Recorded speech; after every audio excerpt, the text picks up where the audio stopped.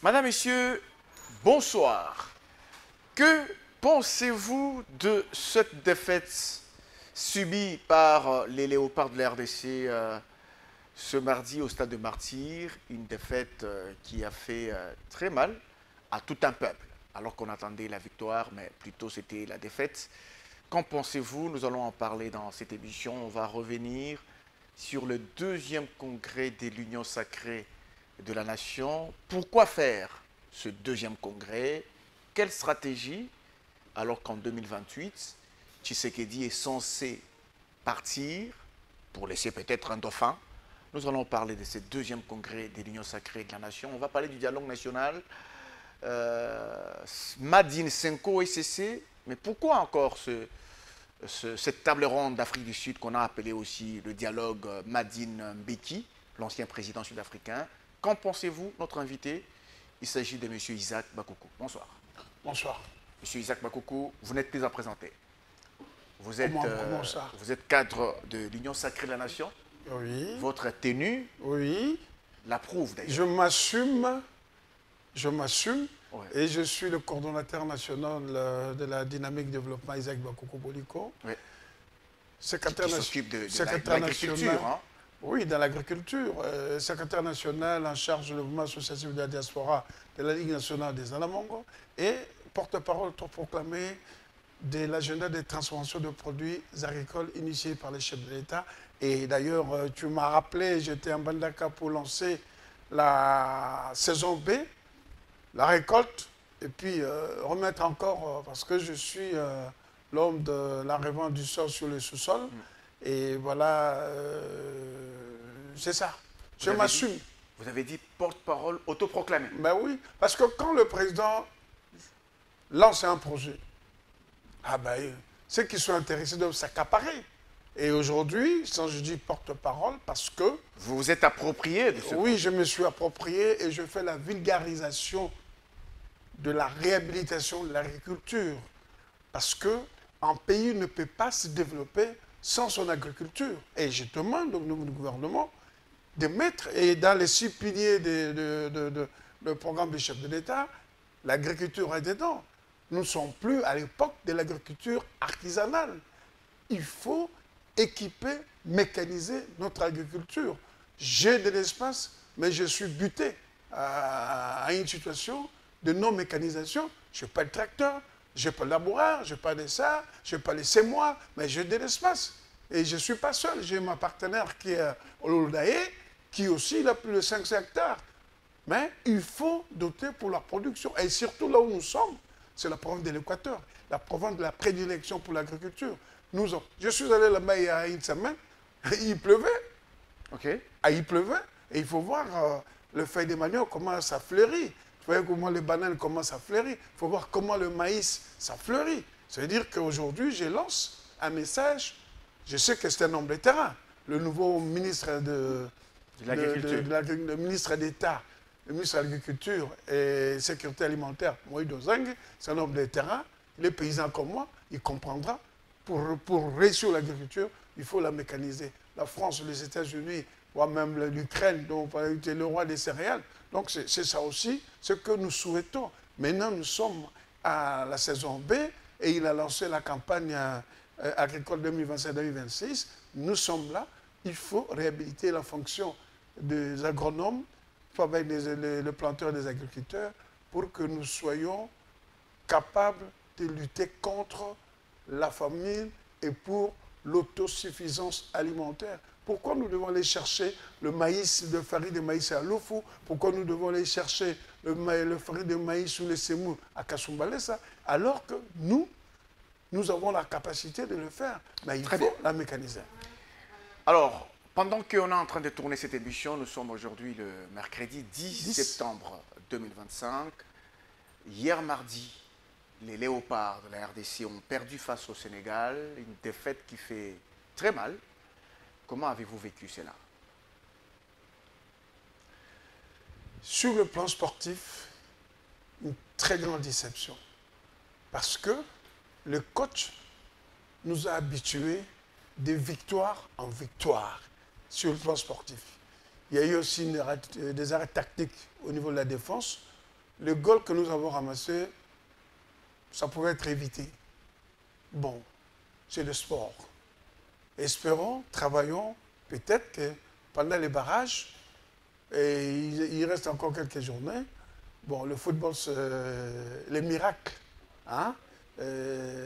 Espérons que, nous espérons tous que nous puissions, 50 ans après, nous partions à la Coupe du Monde. Sur le plan politique, j'ai une très belle lecture. Sur le plan politique. Sur le plan politique, Oui. au plan politique, comme vous le dites, oui. J'ai vu l'unité autour d'un idéal. Okay. L'unité des Congolais. L'amour chaud des Congolais. Derrière son équipe. Derrière la nation. C'est ça, ce qui m'a marqué. Après le match, je n'ai pas entendu de bruit. Tout le monde et tous les soirs étaient tristes. Je dis. Vous n'avez pas entendu de bruit, dans quel sens? Non, je n'ai pas entendu les réjouissances. Non, je vis, on était en deuil hier soir. Ah, ok, en deuil, hein? En deuil hier soir. Okay. Je vis les gens circuler calmement. Et vous avez compris qu'il y a un événement qui vient de se passer. Et ça a touché le cœur des Congolais. Et cette affection-là, cet amour-là, c'est ce qu'il faut pour la nation. C'est ce qu'il faut pour défendre l'unité de notre pays. C'est ce qu'il faut pour défendre les valeurs de notre pays. C'est ça. Et là, je vis que les Congolais tiennent à la République démocratique du Congo. Ils tiennent aux valeurs républicaines de la RDC. Ils tiennent aux institutions de la République. Et derrière le FARDC et derrière le commandant suprême. C'est ce que moi j'ai compris sur le plan politique. Même certains opposants, ils ont dit, quand on marque, je donne autant. Vous vous rendez compte? Vous vous rendez compte? Et c'est ça, notre survie. Et nous devons être déterminés à pouvoir rester unis et bouter l'ennemi dehors. Voilà l'unité nationale à travers une institution qui est le Léopard. Et c'est tout le Congo, même au-delà de nos frontières, ça vivrait et nous étions tristes. Mais nous encourageons. Ils ont fait du beau football. Ils ont mené 2-0 l'équipe du Sénégal. Bon, ce sont les aléas du football. Alors, il faut avoir le moral au zénith pour continuer le reste. Et il y a eu quand même des casses au stade de Martyrs. On a cassé des chaises au stade de Martyrs. Ce sont des choses qui arrivent. Hein. Est-ce un message pour ces jeunes qui considèrent que les Léopards ne jouent pas bien au stade de Martyrs? Non, je dis... Quand ils voyagent mieux que quand ils jouent à domicile. Malheureusement, ce sont les choses qui arrivent, mais ils sont en train de détruire leur propre patrimoine, ce qui n'est pas bon. Nous ne devons pas copier. Mais vous savez, regardez lors le jeu de la francophonie. Je n'ai jamais vu les parents venir avec des bébés dans les stades, mais pendant la francophonie, j'ai vu les parents venir avec les bébés, avec les jeunes enfants. Ça veut dire que c'est un loisir. Et l'émotion ne doit pas prendre place au loisir. Et je crois, s'il y a eu des casseurs, la justice doit s'en occuper. Parce que c'est de l'argent du contribuable. C'est de l'argent du contribuable. Et les choses comme ça, ça peut nous créer des problèmes au niveau de la CAF, au niveau de la FIFA. Aujourd'hui, beaucoup de pays, notre voisin, c'est pas organiser des matchs internationaux. Mais nous avons cette grâce-là. Nous devons préserver ces patrimoines. Est-ce que je dis aux compatriotes congolais, arrêtez ces bêtises, arrêtez ces actes de vandalisme. Vous êtes en train de détruire votre propre patrimoine. C'est comme quelqu'un qui est assis sur un arbre, il est en train de scier sous, alors au finish, il va tomber. On ne peut plus tolérer ces histoires-là. Et la justice, la police doit vraiment suivre ces gens-là. Et je crois que vous savez, ça fait... D'abord, on a perdu et on doit encore perdre le patrimoine. Ça ne fait pas sérieux. En tout cas, j'appelle vraiment au général Israël, le patron de la province, le général Alonga Boni et tous ceux qui travaillent pour la sécurité de manifestations, vraiment de tenir à l'œil tous ces vandales qui viennent détruire. Parce que le sport, c'est la réjouissance. Vous pouvez perdre, mais après, autour d'un verre, on échange et chacun rentre chez lui. Alors, bien entendu, mais avant le match, il y avait quand même ces messages qui rappelaient le match contre la Tunisie. On avait encore perdu, c'était un match de qualification pour la Coupe du Monde. Il y a eu beaucoup de messages, on rappelle que les léopards ne jouent pas mieux à domicile que quand ils sont en voyage, à l'extérieur. Non, c'est pas ça. Ben, vous savez, il y a pas des adversaires aussi. Ils sont déterminés pour venir gagner. Mais on s'est imposé. Il n'y a pas une superstition là-dessus. On s'est imposé au Sénégal en dernière minute. Est-ce que le Sénégal était heureux d'avoir un match nul le Lion de Teranga? Ils étaient heureux. Mais ce sont les aléas du football. C'est à nous de savoir conserver ce qu'on a déjà obtenu. Mais malheureusement, on n'a pas pu conserver les 2 premiers goals que nous avions marqués parce que le premier but du Sénégal, c'était une légèreté au niveau de la défense. Ça pouvait être sauvé. Et je suis après ça, je suis parti. Je n'ai plus voulu suivre vraiment jusqu'à la fin. Parce que je disais, non, il y a quelque chose. Et les coachs, ils devaient quand même réactiver les choses, qu'il n'a pas fait réactiver. Mais dire que, non, mais ce sont de grandes équipes. Le Maroc est déjà qualifié, vous savez ça. Il est qualifié. Et le Lion de la Teranga, ce n'est pas n'importe quelle équipe. En Afrique, si vous comptez les équipes, vous avez le Maroc, l'Égypte, vous avez le Congo, ce sont les deux vous avez qui sont au classement FIFA. la Côte d'Ivoire, le premier et le deuxième au classement vous avez la FIFA. Côte d'Ivoire, vous Maroc avez les Ghana, etc. Ce ne sont pas des petites équipes. Ce sont des équipes qui ont une certaine autorité sur le plan continental. Alors, on va parler du deuxième congrès de l'Union sacrée de la Nation qui s'est tenu dernièrement, le 30 août 2025. C'était au Grand Tambour, au cercle culturel, au Centre culturel d'Afrique centrale. Comment avez-vous trouvé ces travaux, une redynamisation de la plateforme présidentielle? Ok, merci. Permettez-moi d'abord, parce que vous abordez ça, mais je dois remercier les gens et les féliciter, les gens qui font que nous puissions circuler et nous puissions vaguer à nous, et surtout sur le plan sécuritaire par rapport à ce qui se passe dans notre pays.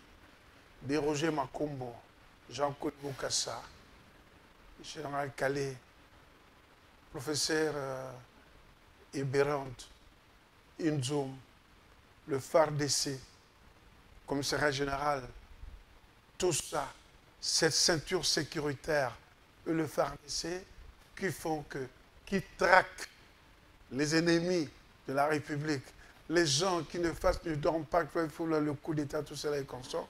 Moi, je le remercie parce qu'ils ne dorment pas, ces gens-là. Ils ne dorment pas, ils travaillent nuit et jour. Parfois, ils n'ont plus de vie. Et je dois leur rendre hommage, les encourager, parce que ce sont eux qui vont nous débarrasser des ennemis de la République. Et puis, féliciter un fils. Depuis que il est devenu DGA de la RVA, et chaque fois que je voyage, je vis l'environnement au niveau des aéroports, et notamment l'aéroport d'Angili, à Séni. Il n'y a plus, parce qu'ils s'occupent de la sécurité aéroportière, il n'y a plus de checkers, il n'y a plus de perte de bagages de passagers. Vous en êtes sûr?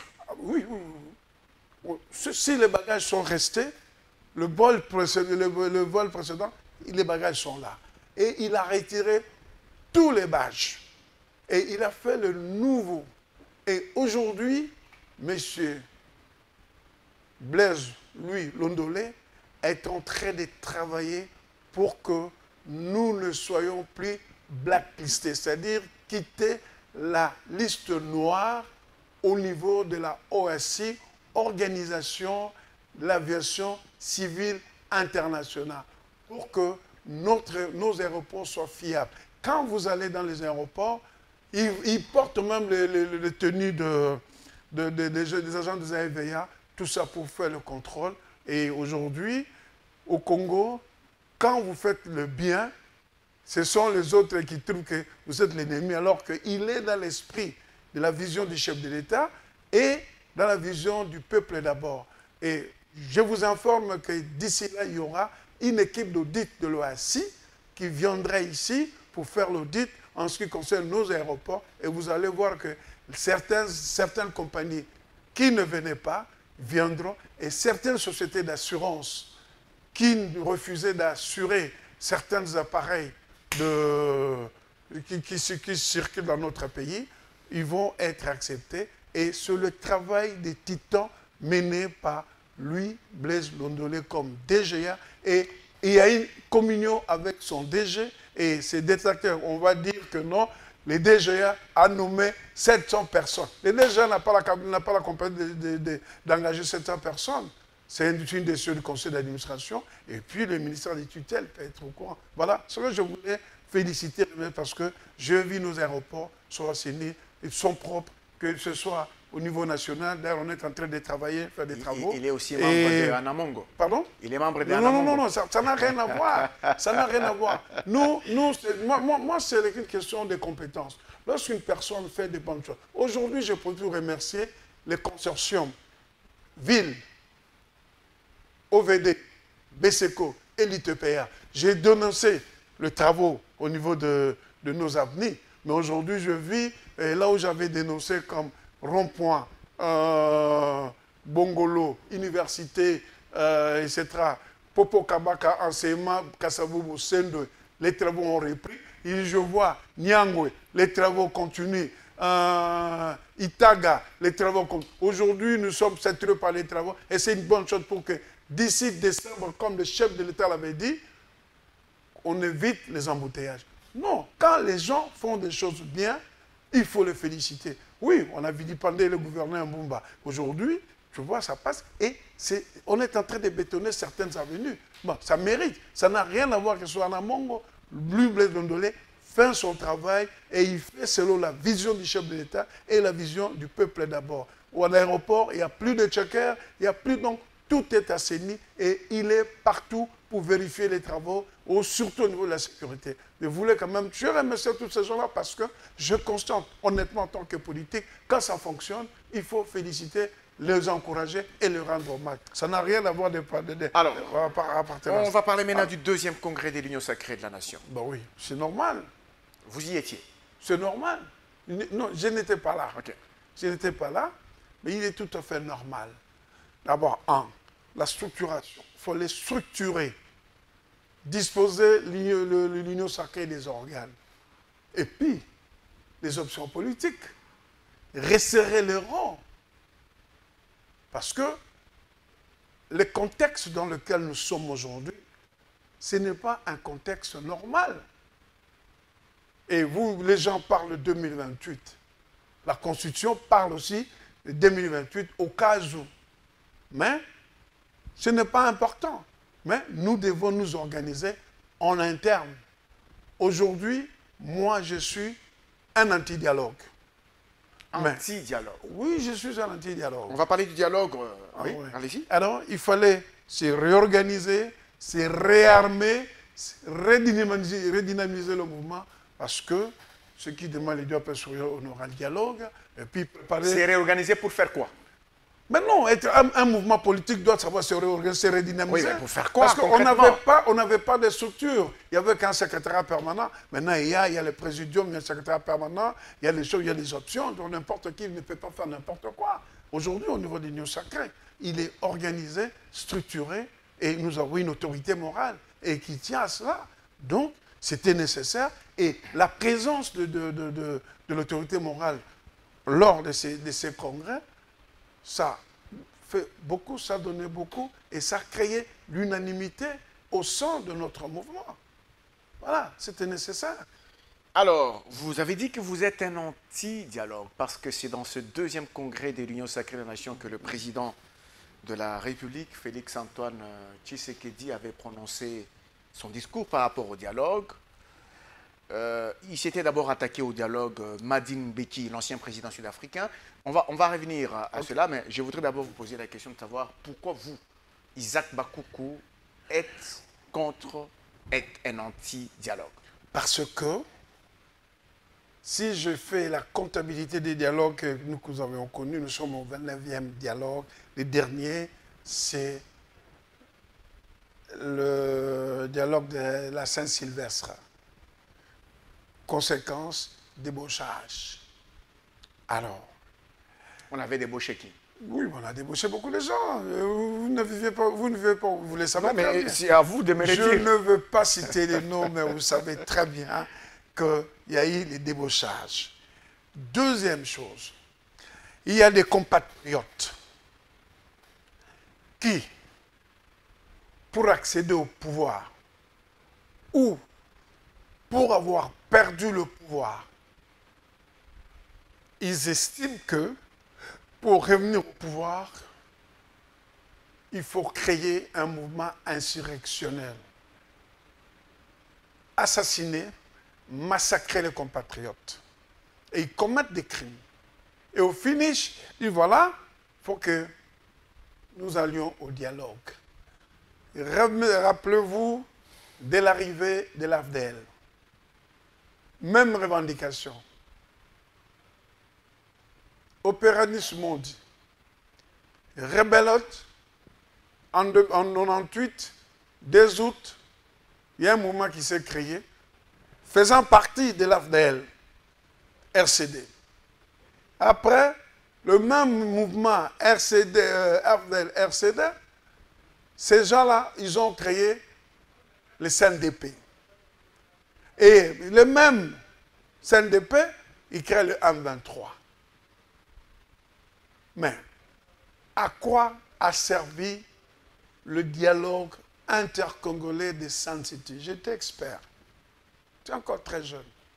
J'ai participé aux réunions de l'harmonisation de vie de l'opposition politique non armée à l'hôtel Joly, où il y avait le levier Kamitatou, il y avait le Mukamba, les Bomboko, tout ce monde, le Boboliko, tous les gens de l'opposition politique non armée pour l'harmonisation de vie au palais d'Egmont sous l'auspice de Massiré et le ministre belge de l'époque, Louis Michel, des Affaires étrangères.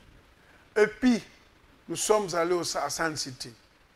Discussion, discussion, discussion, et enfin, on a accouché l'acte de la transition. Est-ce que, pendant les dialogues intercongolais, les causes profondes n'étaient pas débattues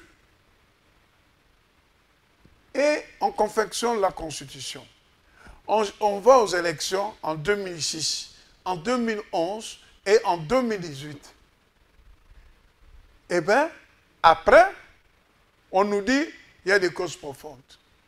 Celui qui était président de la commission qui a pu proclamer les présidents prend les armes.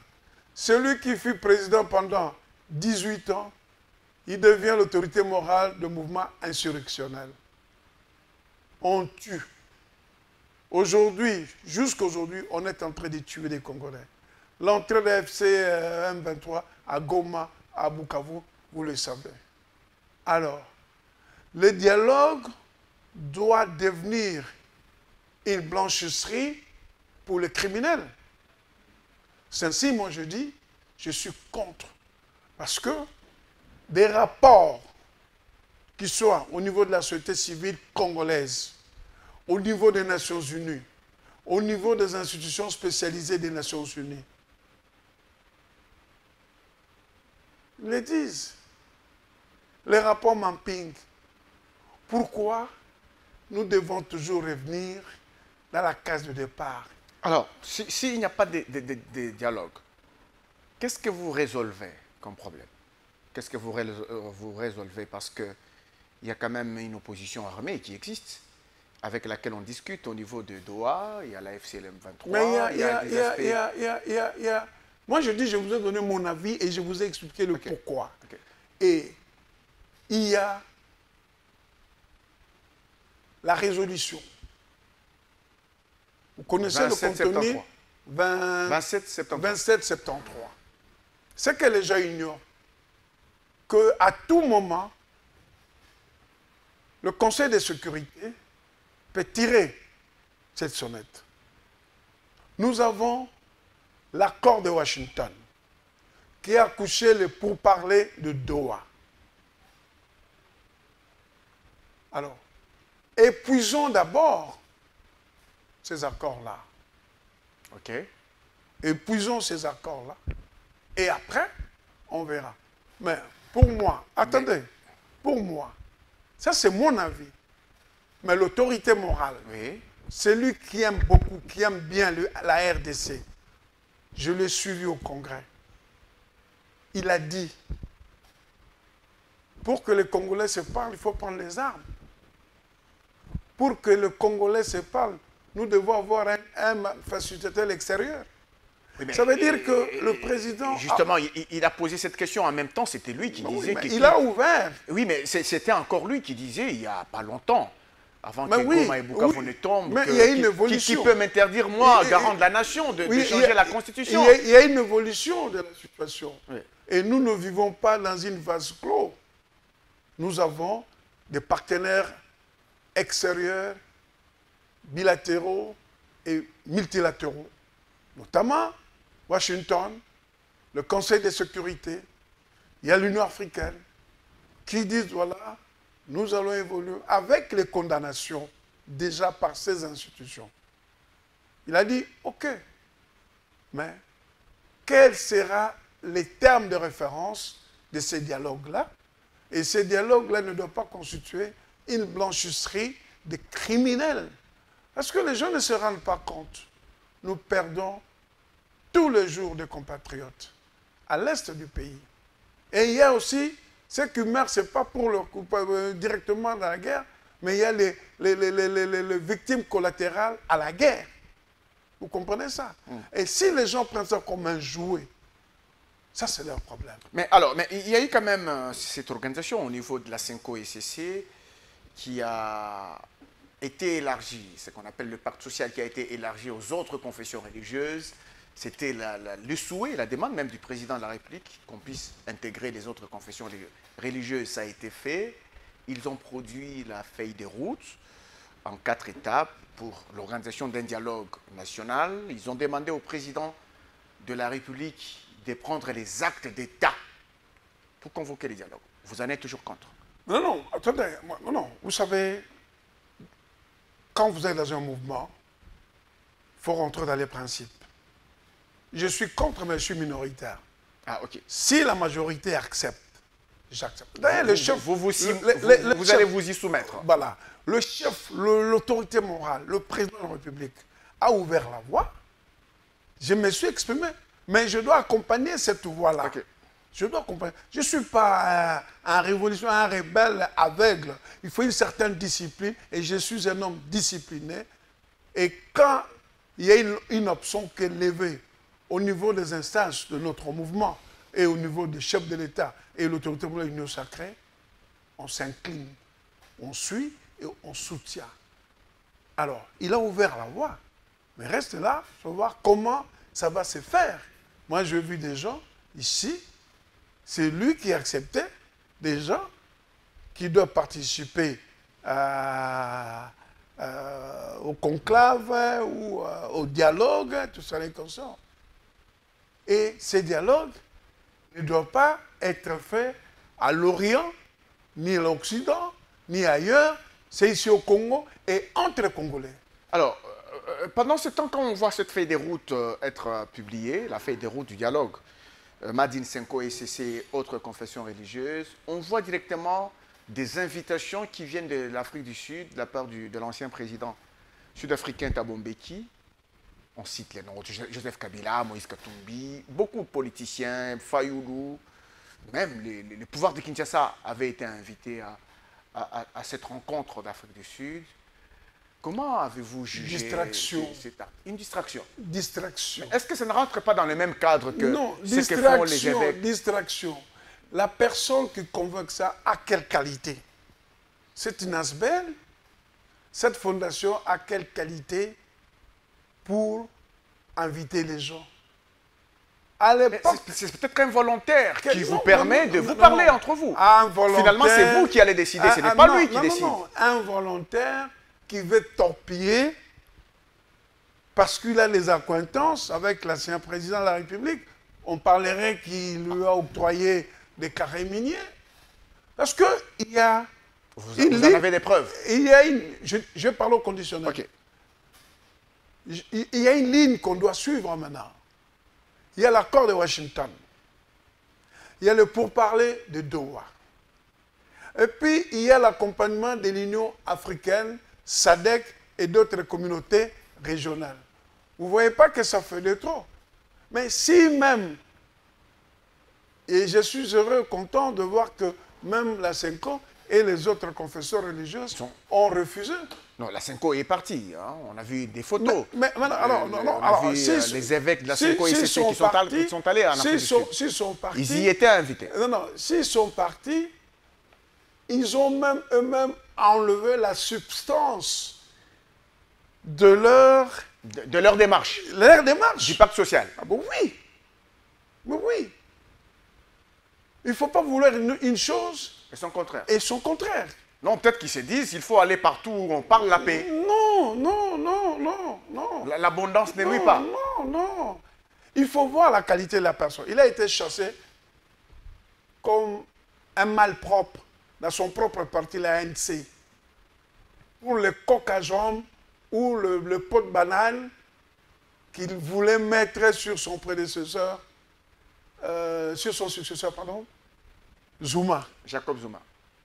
Donc, monsieur Mbeki, il y a déjà une tendance soutenant la cause rwandaise et des accointances avec le président, l'ancien président. On le pousse. Aujourd'hui, Kabila cherche par quelle voie accéder au Congo ou accéder au Congo ou entrer pour parler avec le président de la République. Mais il a raté. Vous dites que Kabila est en train de chercher comment entrer pour parler mais, avec le président de la République. Non. Toutes ces démarches-là, ça rime à quoi? Dites-moi. Ah, vous refusez. Vous ne voulez pas que Kabila parle avec Tshisekedi? Non, moi je ne veux pas ça. Kabila était ici, personne ne l'a chassé. Il était ici, personne ne l'a chassé. Il est parti, il est devenu exilé de lui-même. Il va au Congo-Brazzaville, je ne sais pas. Il va ceci, il va à Goma. Voilà. Alors que lui, c'est un sénateur à vie. Il a les obligations et les avantages dans son statut de sénateur à vie et celui de l'ancien président de la République. Personne ne l'a traqué. Et c'est lui qui a le statut. Et le statut, là, la loi, là, c'est lui qui l'a promulgué. Il y a des choses de fakere et de non-fakere. Des choses qu'il peut faire et ce qu'il ne peut pas faire. Il est allé outre. Aujourd'hui, il est poursuivi à la haute cour nationale. S'il est condamné, ça sera beaucoup plus grave pour lui. Alors, il n'y a aucune fenêtre ouverte pour lui, pour un rapprochement. Je ne dis pas ça. En politique, tout est possible. Mais le comportement de la personne, qui sait si dans ce comportement, actuel comportement, en allant vers l'ancien président sud-africain, il veut dire son mea culpa? Je ne veux pas. Vous ne voyez pas. Un officiel congolais se retrouve à Goma. Un officiel congolais s'est retrouvé à Bukavu. Soyons quand même sérieux. C'était un ancien président de la République. C'était un sénateur à vie. Il doit être aux côtés de la République. Il a raté le coach lors du deuil de l'ancien président namibien. Il n'a même pas fait l'effort de venir voir son président. Parce que nous-mêmes, au deuil, même si on est des ennemis, on peut se saluer. Vous voyez? Alors, le dialogue là de Mbeki. Et cette inimitié-là va nous conduire à quoi finalement? Pardon? Cette inimitié-là, l'inimitié entre Kabila et Tshisekedi. Il n'y a pas d'inimitié. Il y a une inimitié parce que vous relevez le fait que il y a quelqu'un qui se comporte comme le cardinal Mossongo avait dit, il y a certains pensent que le Congo est une plantation que leurs parents leur avaient léguée. Ils pouvaient se comporter n'importe comment, ils pouvaient faire du Congo. Moi, je dis, le comportement des prêtres qui sont allés en Afrique du Sud, ils ont enlevé la substance de leur démarche. Mbeki, il est qui? On doit voir combien de machins. Et même, ils veulent un dialogue entre Congolais.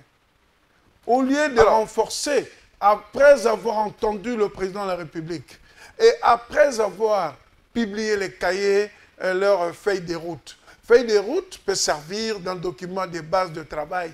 Ça veut dire que c'est une feuille de route qui n'est pas définitive. C'est une feuille de route qui va être étudiée, qui va être analysée, et puis il va être corrigée, etc., etc. Mais quelle valeur qu'ils vont donner à la conférence organisée par Mbeki? Alors, dans l'hypothèse où les dialogues Senko, ICC et autres confessions religieuses est convoqué par le président de la République, Joseph Kabila y participerait ou non? Avec ces démêlés judiciaires. Avec ces démêlés Il judiciaires. sera un condamné? Mais je dis, comprenez-moi que ce cycle de laverie, de la blanchisserie, de la criminalité doit cesser. Il ne faut pas aller prendre les armes et puis après on revient pour faire les dialogues. Oui, mais on a signé la paix avec le Rwanda. Dans la pire des cas, il pourra participer. Mais ça ne va pas empêcher la machine judiciaire pour poursuivre les gens qui ont commis des crimes, des massacres. Vous savez, je voudrais aussi féliciter le nouveau ministre de la Justice. C'est un internationaliste. Il a 30 ans de carrière. M. Guillaume Ngefa, qui est le ministre d'État, ministre de la Justice et garde des Sceaux. Il a été plusieurs années directeur régional du Haut Commissariat des Nations Unies pour les droits de l'homme. Et les droits de l'homme, c'est son dada. Il est parmi les fondateurs de l'AZADO.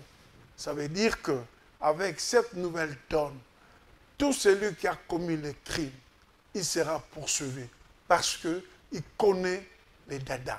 Les dialogues, oui, les gens peuvent participer, mais l'impunité ne restera pas. Dans une tribune publiée à Jeune Afrique, une déclaration qui a été même partagée dans les réseaux sociaux, l'ancien président Joseph Kabila, là c'est de lui dont on parle, l'ancien président Joseph Kabila dit, par rapport à la cohésion nationale, qu'il n'y aura pas de réconciliation nationale, dit-il, si les poursuites judiciaires et des persécutions contre des opposants politiques se poursuivent. En faisant allusion justement à son procès. Il n'y a pas des poursuites contre lui, des persécutions, il dit être persécuté, et selon lui, dans ces conditions, il n'y aura jamais de réconciliation nationale. L'auteur de la déstructuration de ces pays, c'est qui? L'auteur de la déstructuration de l'armée de la République, c'est qui? L'auteur de la décohésion nationale, c'est qui? Kabila ne peut pas nous donner des leçons de traquage des opposants. Moi, je suis triste de voir que Katumbi fait les rapprochements avec Kabila, où pendant les règnes de Kabila, c'est l'homme qui a beaucoup plus souffert. Vous savez que Kabila nous avait imposé le passeport biométrique parce que M. Katumbi avait un passeport semi-biométrique qui arrivait à terme. Ah, pour l'empêcher d'avoir des... Qui n'était pas à terme, pour l'empêcher de circuler et empêcher les Congolais de bénéficier de la validité de leur passeport. Aujourd'hui, le président Tshisekedi et Mme Wagner, ils ont lancé un nouveau passeport. Ils ont laissé les anciens passeports de courir jusqu'à la fin de leur validité. Mais à l'époque, pour traquer les Judas qu'il a surnommé M. Katumbi, il fallait une rupture directe. Vous n'avez plus le passeport biométrique, vous ne pouvez pas circuler, vous ne pouvez pas voyager. Il n'a pas de leçons à nous donner en matière de tracas. Vous savez, Moïse Katumbi a choisi ce camp-là, peut-être... la dépouille de Papa Tshisekedi. Peut-être que Tshisekedi aurait fait très mal à Katumbi que Kabila. Non, Parce que non, vous parlez pas de du Katumbi, tout, justement. pas du tout, pas du tout. Il a choisi le côté le plus Non, papa. passable. Non, il lui a retiré la nationalité. Tshisekedi a retiré la nationalité à Katumbi. On l'a condamné. Il y a des juges. Un juge qui a été criblé de balles. Un monsieur, il est jusqu'au jour de l'Afrique du Sud en train de se faire soigner. La juge Chantal, en exil en France. Katumbi lui-même est parti en avion médicalisé. Il a amené les mercenaires. Il a fait ceci. Il n'a pas de leçons. Les Bazana. Alors, comment comprenez-vous son comportement alors dans ce cas? Attends que je fasse une nuance. Les Bazana. Le type de voix sans voix. Enlevé Tchebeya. Arma Tungulu, parce qu'il a caillassé le véhicule. Jusqu'à aujourd'hui, on ne sait pas ce qu'il est. Rossi Tumanga. Thérèse Kapangala. Katumbi est parti ici. Il est sorti par la voie. Il est sorti officiellement. Tous ses opposants sont sortis officiellement. Personne ne les a empêchés de quitter le pays. Ce sont des mensonges éhotés. Il veut faire avaler l'opinion publique internationale. Tout ce que les services de sécurité que moi je félicitais ont regroupé sur lui, sur le coup d'État, sur le traîtrisme. Il est tenté de nous mentir. Voilà, c'est ce qu'on veut. Voilà, c'est ce qu'on veut qu'il y ait dialogue pour qu'il y ait Alors, selon vous, quel est le côté qui a rapproché Katumbi, ou bien quel est l'aspect qui a pu rapprocher Katumbi de Kabila? Et Kabila? Non. Katumbi souffre de ce que j'appelle le syndrome de Stockholm. Comment ça? Si. La victime vénère son bourreau. On m'a piqué une piqûre. C'est pas moi qui ai prononcé ça. Eh oui, on m'a piqué une piqûre et il a été évacué. Il a été évacué. En revenant, il a regardé... Non, la victime qui vénère son bourreau. Qui vénère son bourreau. La victime, c'est Katumbi et le bourreau, c'est Kabila. Et Katumbi qui est en train de vénérer ça s'appelle le syndrome et le syndrome de Stockholm. Ça s'appelle ça. Parce que c'est inconcevable. Mais il ne fait aucun cadeau à Tshisekedi pour l'instant. Nous sommes des adversaires politiques, nous ne sommes pas les ennemis. Katumbi le fait par mauvaise foi. Si moi j'ai quitté l'ensemble, parce que c'est lui qui nous avait amenés dans l'ensemble polaire, qui nous avait amenés dans l'union sacrée. Et puis je lui avais dit que moi j'ai des affinités. J'ai commencé l'opposition en 1989 et nos alliés c'était l'UDPS. 89. Et j'avais des affinités très particulières parce que nous avons travaillé ensemble au Benelux dans l'opposition politique extérieure. PDC, UDPS, PALU et d'autres partis. Et il est fait par mauvaise foi parce que pour lui, il a été prédisposé pour devenir président de la République de ces pays. Vous comprenez? C'est ça. Alors, quand on a un allié, on discute avec l'allié, on supporte et on voit la fin parce qu'on dit c'est la fin qui justifie les moyens. Nous ne sommes pas des moutons. Et nous voyons tout ça. On l'a traité de Judas. On l'a piqué la piqûre. C'est pas moi qui... Non, voyons, soyons quand même sérieux. C'est Tshisekedi qui l'a ramené ici au Congo. C'est Tshisekedi qui l'a permis à se présenter aux élections. C'est Tshisekedi qui l'a permis de circuler dans toute la République. Nous, quand on était à l'époque à l'ensemble, dans les G7, tout ça, les concerts, on avait du mal à circuler parce que j'étais parmi les gens qui portaient l'ensemble pour la République ici. Alors, maintenant que vous fermez la porte de la manière dont vous la fermez... La porte n'est pas fermée. On dit simplement que les crimes ne seront pas impunis. Voilà. Mais c'est ça, fermer la porte, justement. Non, on ne ferme pas. On a fait la paix avec le Rwanda à Washington, alors que le Rwanda a tué en même temps. Non, ça c'est le processus. Le processus est long. Le processus est long. Pourquoi nous devons toujours accepter que nos compatriotes soient tués pour que certains viennent régner sur nous? Ok. L'assertion qu'il a dit, advienne que pourra. Ce n'est pas lui qui a commencé le Congo. Ceux qui ont dit les mêmes phrases là, ils ne sont plus là aujourd'hui. Ce n'est pas lui, Kabila, qui a commencé le Congo. Nous l'avons vu venir. Nous l'avons vu venir ici, au Congo et à Kinshasa. Il pétait même pas un mot de Lingala. Vous comprenez? Si lui pense qu'il est le Dieu soleil, que s'il n'y a pas de dialogue, il n'y aura plus la paix ici. Nous tous, nous allons nous enrôler dans l'armée. À 60 ans, qu'est-ce que je vais foutre? Qu'est-ce que je vais foutre? On est en train d'arriver vers la fin de cette émission.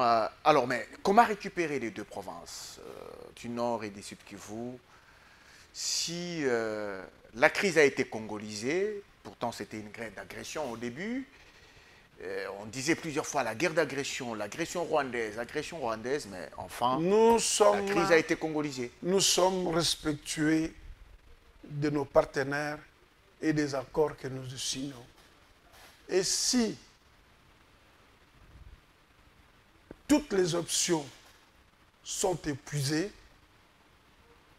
la République, les Congolais prendront les résolutions. Qui vise pas qu'un parabellum.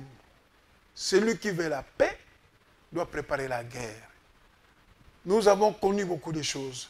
Les traîtrismes, avec les brassages, tout cela est consort. Maintenant, on commence à maîtriser ces phénomènes-là.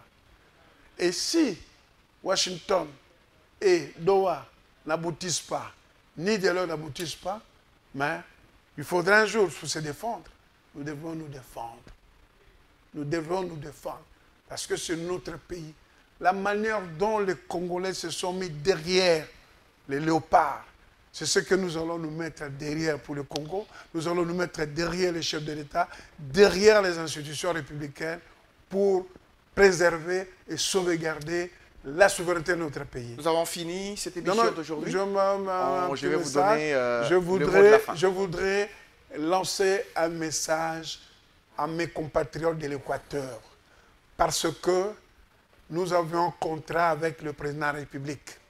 Et le président de la République nous a dit, il vient à Mbandaka pour lancer les travaux de l'université à standard international.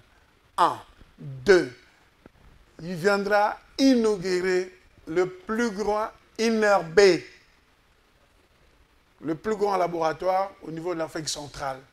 Il vient l'inaugurer et lancer les travaux pour le stade. Enfin, aussi, il y aura les travaux lancés pour la réhabilitation de l'université de Libenge. Alors, je demande aux Équatoriens, mobilisons-nous, au moins dans l'histoire de l'Équateur et la ville de Mbandaka, il y a un président qui va nous laisser une université au standard international, et c'est Félix Antoine Tshisekedi Tshilombo. Je voudrais aussi remercier les gens qui m'accompagnent dans mes activités de l'agriculture, de l'agenda des transports des chefs de l'État. Ils sont nombreux. Ils sont nombreux, mais je ne vais pas les citer. Je les remercie de moi. Merci. Maman Chantal, Maman Clotilde et d'autres. Tout ça là, Papa Moussouba Discret, KB, tout ça là. Merci beaucoup pour l'accompagnement. Mais vraiment, nous demandons au ministre Zamzangui d'activer, de mécaniser notre agriculture. Merci beaucoup, M. Isaac. C'est moi qui vous remercie. Bakoko, nous rappelons que vous êtes... Courage à mon frère Blaise Londolé. Continuez à travailler. Ne suivez pas les détracteurs parce que on jette les pierres que sur un arbre qui produit les DGA. De bons produits, les DGA. Voilà. Vous en avez déjà parlé. Pardon? Vous en avez non, mais déjà je l'encourage, je dis. Vous insistez. Voilà. Merci beaucoup. Mais je suis pas tribaliste, je ne suis pas... Merci. Moi, j'apprécie, comme quand je vois tes sorties, sur Facebook, j'apprécie. Là, Merci. tu deviens un lion. Merci. J'apprécie beaucoup. Bah oui. Là, je suis Et je sais journaliste. que tu vas ramasser notre léopard. Et c'est clair et net. Voilà. Merci beaucoup, monsieur Isaac Bakoukou. Merci. Nous rappelons que vous êtes coordonnateur de la dynamique Bakoukou, membre de l'Union Sacrée des Bakoukou Nations. Boliko, Ok. coordonnateur national de la dynamique. Isaac Bakoukou Boliko, dans l'agriculture, l'élevage, formation, transport fluvial, santé et sport, et secrétaire national de la Ligue nationale des Anamongo en charge du mouvement associatif de la diaspora. Merci. Un coup de chapeau à Jean-Pierre Dekande et le président Barthélemy Okito qui gère mieux de main de fer notre famille qui est Anamongo, qui n'est pas une tribu. Merci. Merci beaucoup, monsieur Isaac Bakoukou. Dames et messieurs, c'est pas là que nous terminons cette émission. Merci à vous de l'avoir suivi. On va vous retrouver prochainement pour d'autres numéros des tables rondes. Au revoir.